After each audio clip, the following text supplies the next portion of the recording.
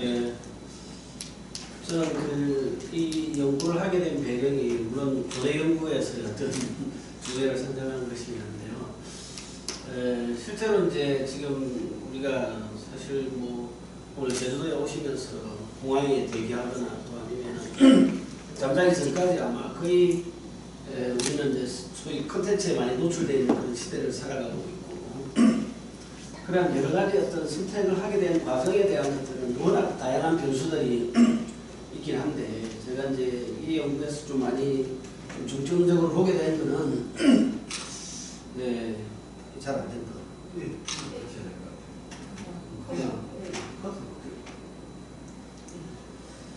그래서 이제 그런 소위 말하는 우리가 일상생활에서 접하고 있는 디지털 콘텐츠가 가지게 되는 긍정적 요소는 당연히 이제 시대적으로나 어떤 환경적으로 뭐 우리가 또는 비즈니스 차원에서도 뭐 당연히 이제 거부할 수 없는 그런 거대 시장으로 자리 잡고 있고 최근에 어떤 콘텐츠 진흥원에서 자료를 보게 되더라도 엄청난 어떤 그런 산업화학 효과가 크다라는 것은 굳이 여기에서 밝히지 않아도 될 것 같은데 어쨌든 논문이기 때문에 그런 백그라운드는 다 제가 밝혀놨습니다.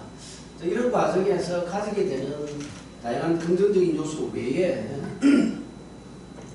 이런 배경을 가지고 있고 실제로 이제 그런 뭐 산업이나 또 아니면은 우리가 이제 뭐 이런 OTT 서비스를 이용해서 영화를 보거나 또 아니면은 뭐 쇼츠 영상을 통해 가지고 어떤 잠시 시간 보내거나 또 그걸 위해서 어떤 즐거움을 느끼고 어쨌든 힐링을 하고 하는 긍정적인 효과는 뭐 두말할 필요가 없을 것 같은데 반대로 이제 우리 흔히 말하는 이 프라이버시 문제라든지 뭐 이런 개인정보 유출에 대한 것은 꼭 이건 아니더라도 이제 플랫폼에서는 항상 지적되는 문제고 더불어서 이제 계속해서 이야기가 나오겠지만은 어떤 중독성, 과몰입 이에 대한 어떤 문제와 또 건강상의 문제도 유발할 수가 있고 하는 그런 다양한 부정적인 요소도 이제 같이 보고자 하는 게 어떤 주요 포인트였습니다. 그런 목적에서 어떤 실행 연구들을 거기에 맞춰가지고 진행을 했고요. 본 논문에서는 이제 이러한 것들이 상세하게 좀 언급이 되어 있습니다만은 발표 시간을 줄이기 위해서 여하튼 긍정적, 부정적 효과를 동시에 고려를 해서 어떻게 수용이 되는지 행동원의 어떤 영향을 미치는지를 보고자 했습니다. 스마트 콘텐츠에 대한 어떤 개념은 결국은 이제 학문적으로도 계속해서 어떤 정의가 되어가고 있는 그런 상황이라고 볼 수가 있겠는데 최근에 어떤 그런 뭐 저는 이제 스마트 기기를 이용하는 어떤 대부분의 콘텐츠가 다 거기에 해당될 수 있다라고 이렇게 정의를 하고 시작을 했습니다만은 연구 대상에서는 이제 뒤에 나오겠습니다만은 주로 OTT나 뭐 우리 유튜버 그다음 각종 쇼츠 영상들 그리고 웹툰 그다음 제가 이전에 연구했던 어떤 웹소설이라든지 이런 다양한 어떤 콘텐츠를 이용하는 대부분의 대상이 이제 스마트 콘텐츠라고 이렇게 정의를 할 수 있습니다. 그럼에도 불구하고 이제 최근에 어떤 그런 서비스들이 인공지능이라든지 또 우리 알고리즘에 의해서 자기가 주로 많이 즐겨본다든지 하는 어떤 거기에 맞춰지고 하는 그러니까 어떻게 보면 개인 맞춤형 그래서 어떤 뭐 차별화된 어떤 콘텐츠 이런 것들이 제공되는 그런 상황에서 이제 차세대 서비스라고 이렇게 정의를 하고 이렇게 시작을 했고요. 이용 특성에 대해서는 좀 전에 뭐 주성환 교수 이야기했습니다만 템 모델이나 확장된 템 모델, 통합된 기술 수용 모델에서 요구되는 어차피 그것도 플랫폼이기 때문에 그러한 기술적인 어떤 수용 특성과 그 다음에 이제 각종 서비스로서의 어떤 주로 서브컬, 오늘 뭐 서브컬 이야기도 많이 나왔습니다만 그런 요인들 그래서 기술적인 것과 서비스적인 것과 이런 것들을 좀 확장해서 종합적으로 좀 보고자 했던 게 제 연구의 어떤 내용으로서 이렇게 확장이 되었고 그 다음에 이제 그렇게 했을 때 수용하고자 하는 어떤 그러한 반응들, 뭐 성과까지 연결되는 과정에서 아까 말씀드렸던 두 가지 특성 중에서 이제 긍정적인 어떤 요소로서의 뭐 우리가 미치게 되는 영향 요인들은 주로 합리적 행동 모델이라든지 계획된 행동 모델이라든지 이런 베이스로 해서 찾아볼 수가 있겠고 그 다음에 이제 뭐 정서적 반응 마찬가지입니다만 혁신 저항 모델이라는 게 이제 이노베이션 소위 레지스탕스 모델 그건 결국은 이제 시스템이 새로 도입됨으로 해가지고 누군가는 어떤 그게 앞서 나가고 얼리 어댑트가 되지만은 그렇지 않은 사람들은 되게 저항감이 클 것이고 부정적인 효과가 많이 나타날 것이다라는 것이죠. 그렇죠? 그래서 두 가지로 이제 압축을 해보게 되면은 긍정적인 특성은 이러한 어떤 재미나 즐거움이나 이런 것 힐링으로 우리가 요약을 할 수 있고요. 그다음 부정적 특성은 이제 뭐 신체적, 정신적 불안감이라든지 우울감, 또 과몰입과 중독성으로 인해서 생기게 되는 어떤 실제의 어떤 중독 문제, 또는 그 이전의 문제로 해서 가지게 되는 각종 단절이나 집중력 저하라든지 이런 문제들 등등이 이제 부정적 요소로 파악돼야 되지 않나라는 걸 전제로 했고, 그 중에서 오늘 이 발표되는 본 연구에서는 크게 두 가지 요소로 했습니다. 그래서 맞춤을 해서 즐거움, 긍정적 요인으로서의 두 가지 즐거움과 몰입, 그리고 부정적 요인으로서는 이제 불안감으로 제가 타이틀을 고민을 하다가 결국은 엔자이어티로 이렇게 해서 모형화를 했고, 그 다음에 만족이나 또 뭐 행동 의도에 대한 부분들은 크게 다르지 않습니다. 그래서 이 모델로서 이렇게 결국은 이용 특성에 대한 선행 요인으로서의 네 가지로 압축을 해서 독립변수로, 그 다음에 즐거움, 몰입, 긍정, 불안감은 부정적인, 그렇게 해서 이제 태도와 행동 의도에 어떤 영향을 미치게 되는 것을 구조적으로 이렇게 보고자 하는 게 어떤 모형이고, 또 가설은 그거에 맞춰가지고 이렇게 부어의 어떤 효과를 보고자 했습니다. 주제를 이렇게 정리를 했고요.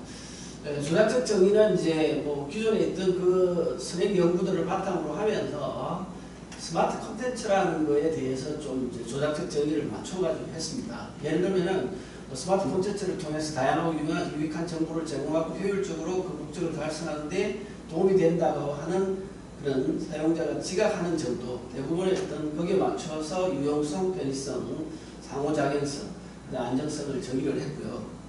그 다음에 이제 즐거움은 콘텐츠를 이용해서 이제 소위 느낄 수 있는 긍정적인 요소의 즐거움과 편안함을 포괄하는 그런 정도로 했고요.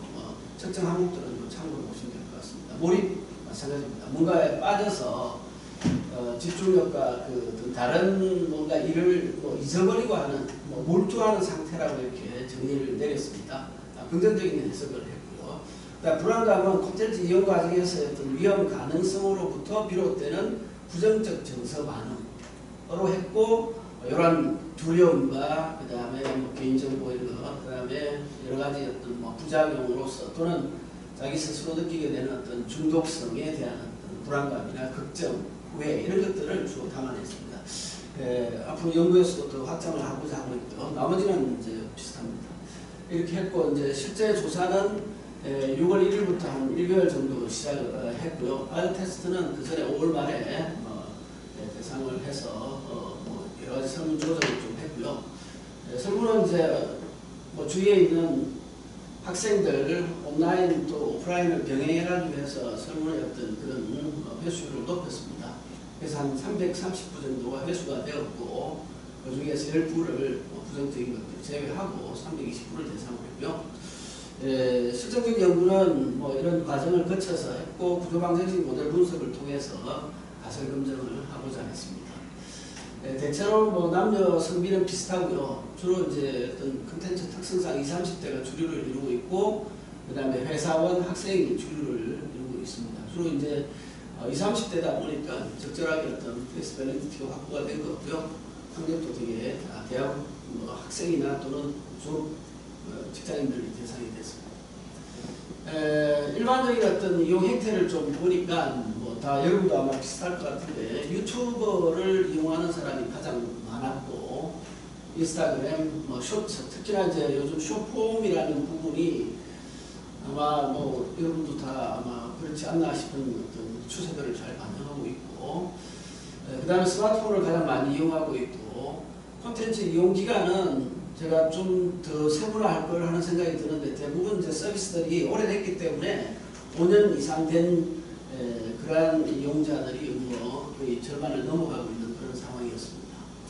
콘텐츠 하루의 이용 기준으로 이용 시간을 놓고보게 되면 적어도 2시간 이상을 사용한다라는 응답자가 57% 가까이, 58%. 나름대로 이 콘텐츠의 어떤 이용 그런 행태를 잘 반영하고 있다라는 생각이 듭니다.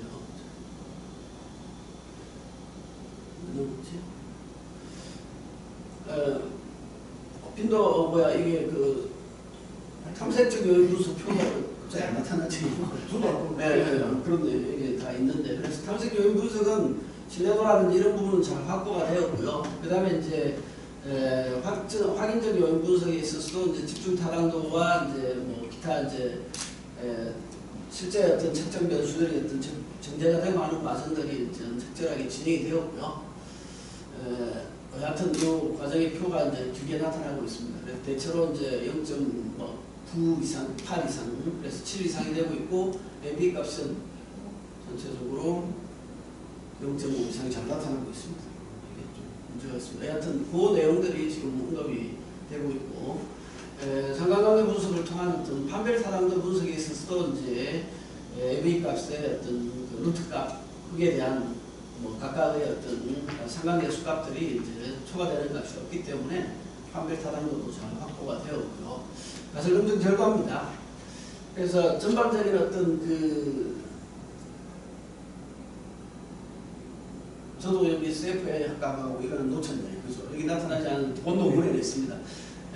일단 그 변수가 많다 보니까 카이스케아 값은 당연히 좀 문제가 있었고, 그 다음에 RMR 값이 조금 낮게 나오고 하는 것 외에는 뭐 그런 대로 제한하는 데는 문제가 없고, 나머지는 다 SR, RMR 값까지 다 잘 나왔는 걸로 제가 논문에는 적어놨습니다. 그래서 분석 결과를 좀 보게 되면은, 이 모델로 보게 되면은 일단 유용성, 편의성, 상호작용성, 안정성이라는 어떤 성 요인이 이제 그 정신 반응에 어쨌든 부정적, 긍정적 요소로 미치는 게 대부분 다는 어떤 그런 유의하게 나왔는데, 이제 제가 시사점을 잘 찾아내야 될 부분들이 보게 되면은 이 네 개가 이제 가설이 이제 기각됐습니다. 유용성이 즐거움에, 편의성이 몰입에, 상호작용성이 불안감에, 안정성이 좀 몰입에 미치는 영향에 대해서는 통계적인 어떤 유의성이 확보가 되지 않았어요. 그래서 여기에 대해 가지고는 좀 타당한 것도 있습니다. 예를 들어서 우리가 이제 긍정적 요인에 대한 어떤 그런 부분들이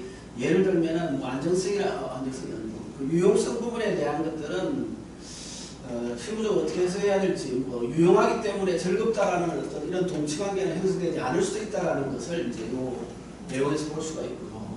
뭐 우리가 예를 들어 가지고 자기가 어떤 긍정적이지 않더라도 선택할 수밖에 없는 그런 상황에서도 있을 수 있다라는 게 이제 컨텐츠도 역시 마찬가지인 것 같고, 다만 불안감이라든지 이런 데 있어 가지고는 이제 어쨌든 이것도 그 상호작용성 부분에 있어서의 어떤 불안감이 못하는 거죠. 불안감에 대해서는 또 이것도 실무적으로 좀 시사성이 있는 부분인 것 같습니다. 그래서 좀 더 해석을 제가 많이 결론에서 이제 언급을 하고 있는데, 이런 특성들은 일반적으로 해석하기가 어려우니까 더 세밀하게 일단 볼 수 있도록 하겠고요. 일단 나머지 부분에 있어서는 이제 불안감이라는 것은 이용자 만족에 있어서의 어떤 부정적 요소로서 결국 불안감이 높을수록 만족이 떨어진다는 것이 있는데, 이런 수치들이 또 시사하는 바가 좀 있을 것 같아요. 좀 그렇게 많이 높지는 않다라는 것은 이제 불안함에도 불구하고 어쩔 수 없이 사용할 수밖에 없고, 그죠?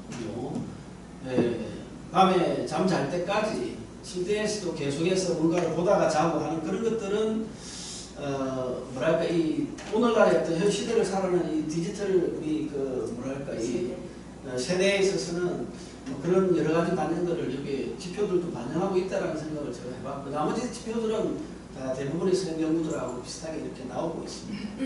그래서 시사적으로 거기에 대해서 좀 더 제가 이제 찾아가지고 뭐 적고 여기도 적어놓긴 했는데요.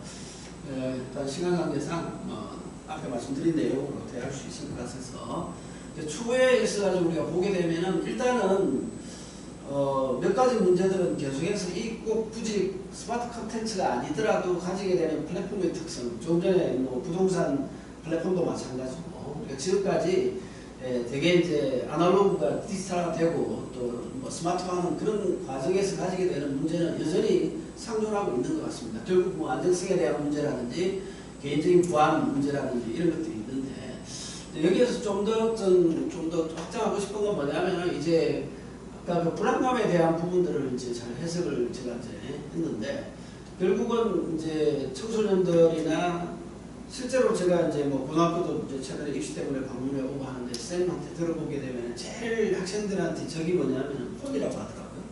그래서 스마트폰 때문에 이제 집중력 떨어지고 또 그게 거의 막 과몰입이나 중독성의 어떤 수준까지 보기 때문에 뭐 그런 것들을 어떻게 관리할 것인가의 어떤 현실의 문제인 것 같아요. 그래서 결국은 스스로가 어떤 선택하는 부분에 있어서는 이제 뭐 말 그대로 뭐죠, 우리 그 디지털 인간으로서의 가져야 될 어떤 그런 지혜가 필요한 것 같고, 이제 시스템적으로 보게 되면은 몇 가지 노력들은 정책적, 그죠? 또 콘텐츠 개발자들 그런 부분에 대해서 신경을 써야 되겠다는 것을 적절하게 제가 요 반영을 했습니다. 일단 뭐 지역이나 공간적인 확대 문제는 계속해서 봐야 될 그런 일반화의 문제일 수는 있는데, 충분히 온라인 조사에서도 또 뭐 다른 지역에서도 어느 정도 반영이 됐고 해서, 다만 이제 이거에 이제 좀 더 추세를 좀 더 봐야 된다라는 어떤 그런 연구의 어떤 확장성을 가지고 계속해서 연구를 할 생각을 가지고 있습니다.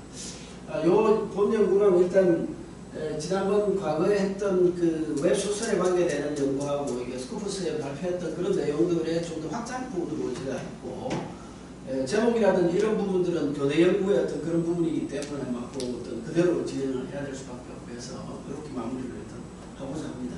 혹시 질문이나 뭐 좀 주고 싶은 조언이 있으면 해주시면 참고하겠습니다. 수고하셨습니다. 혹시 뭐 프로에서 다른 분도 오셨는데 질문하십시오. 네, 한 말씀 해주시면. 질문은 안 해도 네. 재밌게 잘 들었으면 감사합니다. 제가 그 조작적 정의에서 네. 몰입 몰입. 부분에 다른 일을 유지해 주는 여러분들은 이거. 네, 그 항목이 있습니다. 네. 근데 이제 어쨌든 몰입을 상당히 긍정적으로 해석하시면서 이렇게 쭉 이끌어 가셨잖아요. 근데 다른 일이라고 하는 게 중요한 일을 잊어버리고 부정적으로 그럴 수도 있죠. 그래서 맞습니다.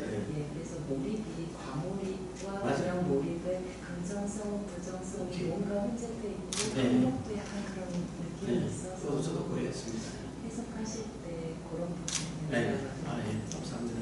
어쨌든 플로우는 어떻게 보면은 이 중독과 플로우는 그 경계선상에 있을 수도 있잖아요. 그래서 어디를 넘나드느냐에 따라 가지고 이제 충분히 우리가 고려해야 될 부분이고, 단순하게 이제 뭐 트리트먼트 정도의 어떤 몰입이나 이런 것들이 어떤 키워드도 사용하고 있고, 플로우라는 것은 약간의 중독성이나 이런 부분이 고려가 되는 어떤 그런 부분이기 때문에 충분히 저도 잘 알고 있고, 어쨌든 뭐 그런 부분들은 조금 더 세심하게 제가 반영할 수 있도록 하겠습니다. 감사합니다. 감사합니다. 예. 수고하셨습니다. 예, 마치겠습니다. 예.